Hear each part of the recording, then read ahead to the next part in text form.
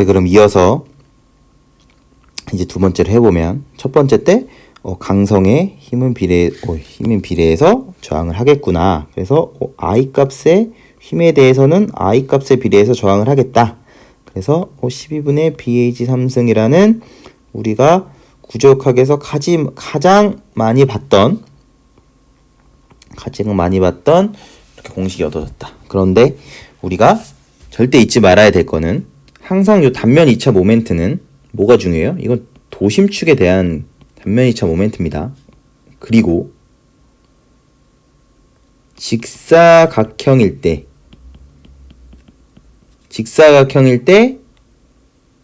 12분의 BH 3승이라는 게 나오는 거죠. 원형 기둥이나 이런 거는 달라지는 거고, 그죠? 그래서 무작정 우리가 12분의 BH 3승을 쓰는 게 아니고, 12분의 BH 3승? 그러면 어떤 부재가 있으면, 예를 들어서 B다, H다라고 했을 때 어떤 축?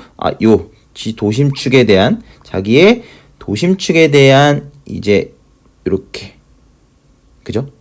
도심축에 대해서 샥 돌아가려고 할 때, 모멘텀에서 거동을 하려고 할 때 저항 성능이 12분의 BH 3승이다 라는 거라고요. 즉, 이 축이, 기준축이 뭔지는 반드시 중요하다. 그래서 단면 2차 모멘트 설명하는 부분에서 이제 이 부분의 내용, 축이 너무나 중요하다라는 것도 강조했었고, 그죠? 어쨌건 이제 혹시나 이제 또 단면 2차 모멘트를 정리한 뒤로는 너무 오래됐기 때문에 한번 강조해서 말씀드린 거고, 그러면 일단은 첫 번째 힘은 비례해서 저항하겠다. 알겠다.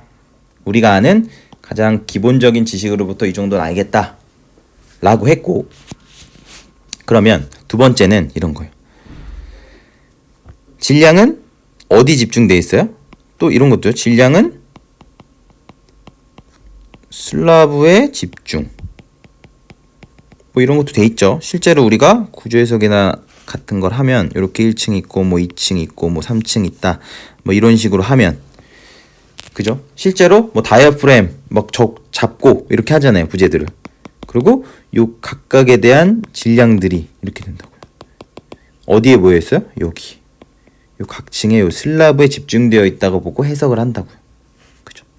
질량이 고르게. 그죠? 바닥판에. 그지? 그렇죠? 여기는 뭐 지붕일까요? 그죠?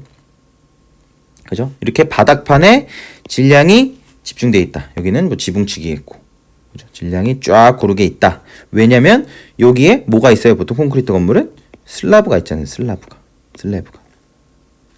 그죠? 이렇게 슬라브가 쫙, 보통의 건물은 쭉 각각 모든 부재들을 다 연결하고 있죠. 연결해주고 있죠. 그래서 우리는 이 과정을 통해서 뭐 다이아프레임 이렇게 되나요?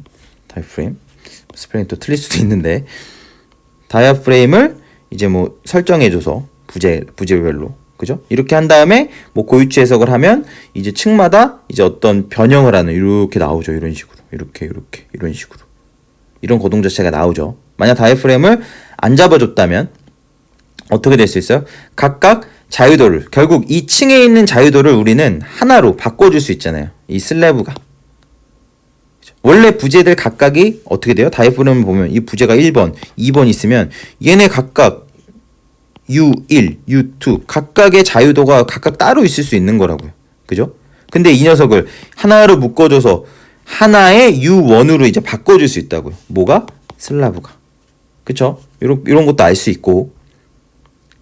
그렇습니다. 만약 우리가 이 다이아프램을 안 묶어준 다음에 만약에 어떤 고유치 해석 같은 걸 해보면 어떻게 될 수 있어요? 요 하나가 그냥 픽 튀어버리는, 그죠? 얘가 각각 원래 층별로는 이렇게 하나로 쫙쫙 움직이도록 나오는데 그렇게 안 나올 수 있다고요. 그죠? 이렇게 나오는 거는 다 우리가 그 층에서는 하나의 요 방향인, 그리고 뭐 경우의 입체의 3D에 따라서는 이 로테이션으로 묶어줬기 때문에 그 층에 대해서 3개의 자유도로 이제 축약이 쫙 되는 거죠. 그렇게 되는 겁니다. 그죠? 무작정 이제 뭐 우리가 이제 무의식적으로 다이아프램 잡고 막 이렇게 해보면 실제로 뭐 이렇게 그냥 보통의 경우에는 이렇게 나와버리니까 우리가 당연히 그냥 다 이렇게 나온다라고 생각하지만 그 안에는 우리가 슬라브도 있고 뭐 이러니까 다이프램도 설정해주고 이렇게 되니까 층별로 이제 하나의 이렇게 자유도가 딱딱 떨어지게끔 고유치 해석 결과가 나온다.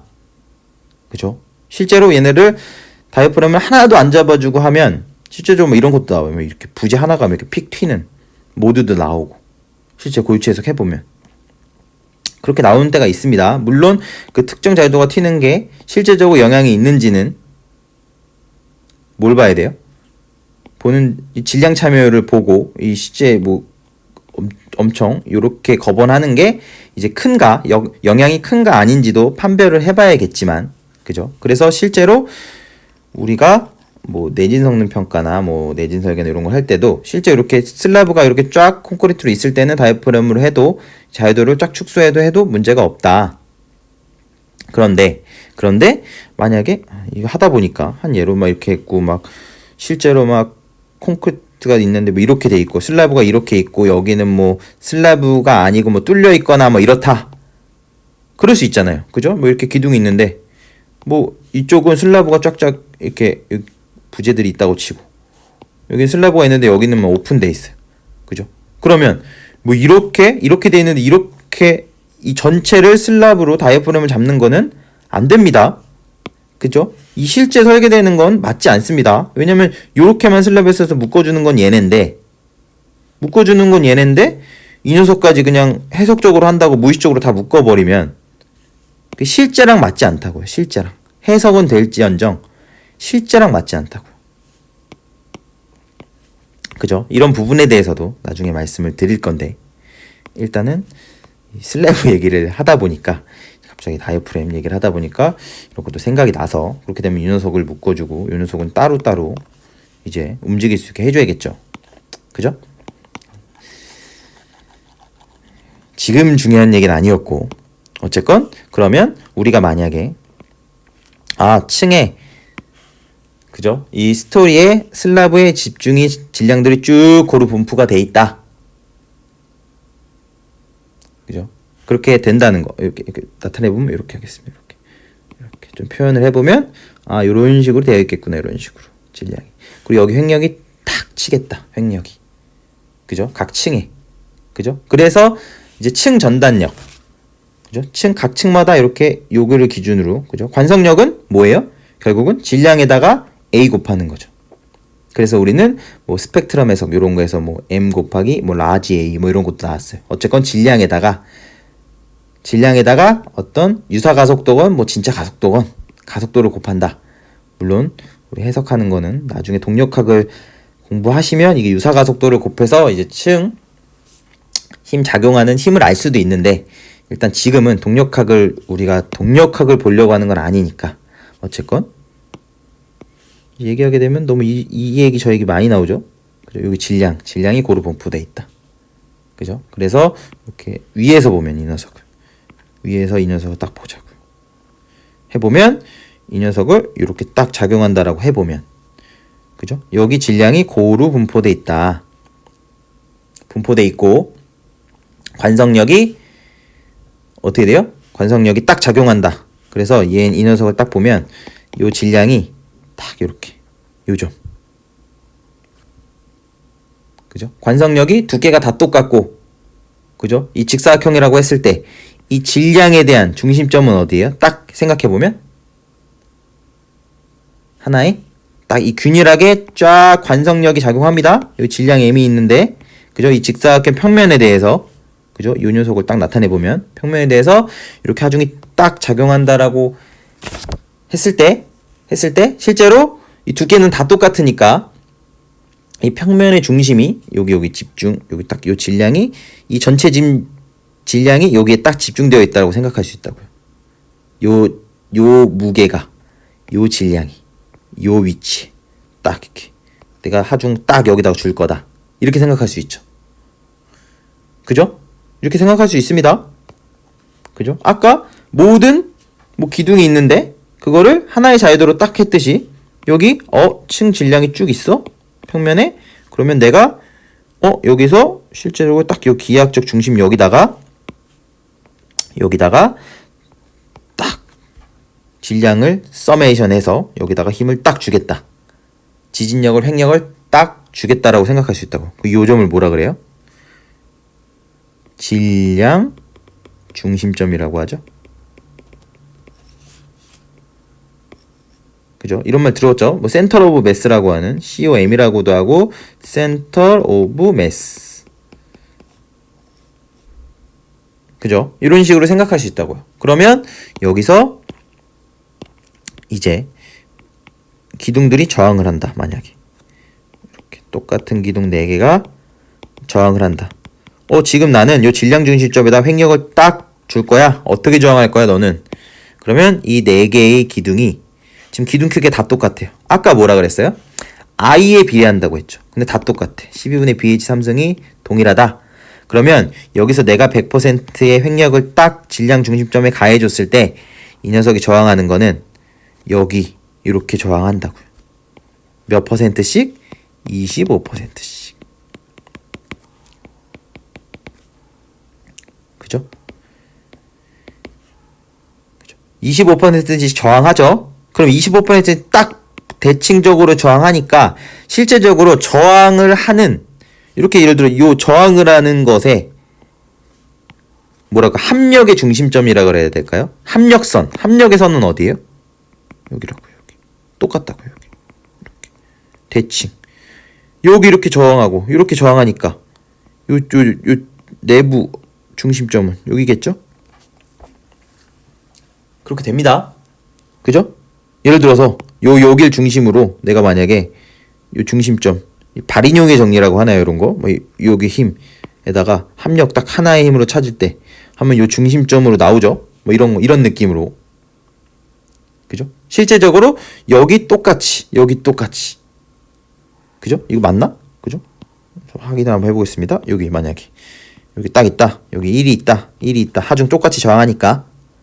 그죠? 2개니까 2라고 할까요? 2가 있고 여기 만약에 여기가 2미로 뭐라 그럴까요? 뭐 2m라 2라고 하고 그죠? 여기가 뭐 4라고 하겠습니다. 거리.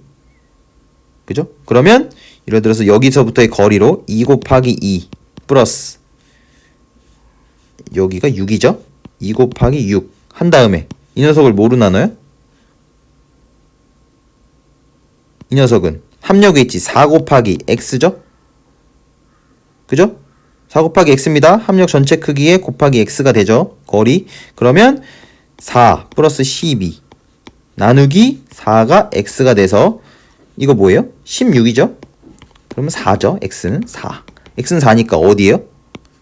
x는 4니까 여기서부터 쭉 여기. 그죠? 이렇게 딱 합력의 위치. 합력의 작용점.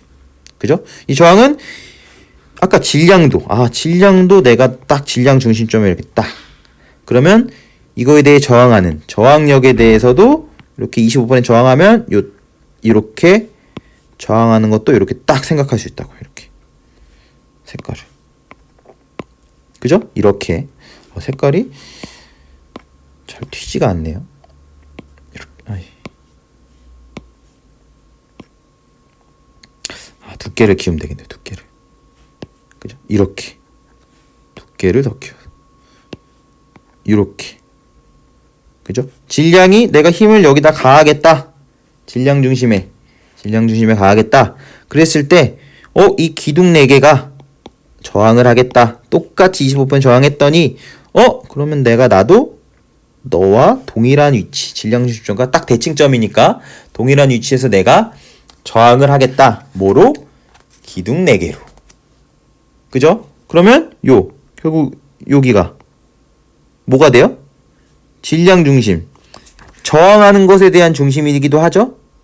그죠? 그거를 뭐라 그러냐면 강성 중심이에요. 강성 중심. 아까 이 힘에 대해서 저항하는 게 강성의 크기별로 저항을 한다 그랬죠. 그죠? 그거에 대한 것도 어떻게 되면 같은 그죠? 이 같은 이 라인에 있다고요. 요 라인에. 그래서 이거를 COR이라고 한다고요. COR. 센터 오브 뭐가 될까요? 리지디티라고 할까요? 리지디티. 그죠? 강성의 중심. 그죠? 이렇게 하면 그 크기대로 쫙 저항한다. 문제 없죠? 이게 두 번째. 그죠? 사실 두 번째 다 끝내려고 했는데 이제 얘기를 하다 보니까 또 너무 길어지는 것 같아서, 그래서 두 번째에서 정리될 거는, 요약하면 우리가 보통 실제 뭐 건물 하더라도 이런 식으로 되겠지. 이렇게 슬라브에 질량이 집중돼 있다. 그리고 슬라브에다가 결국 지진력이든 이런 것들이 이제 작용을 보통 한다. 그죠? 요 층에다가 보통 해석하고 나면 이 층에다가 하중이 딱 작용하죠. 그죠? 이렇게 되고, 지진력이라는 거는. 그러면 요 질량에다가 뭐가 돼요? 질량에다가 가속도를 곱해서 관성력이라는 힘이 작용을 하고, 그리고 얘를 위에서 딱 봤더니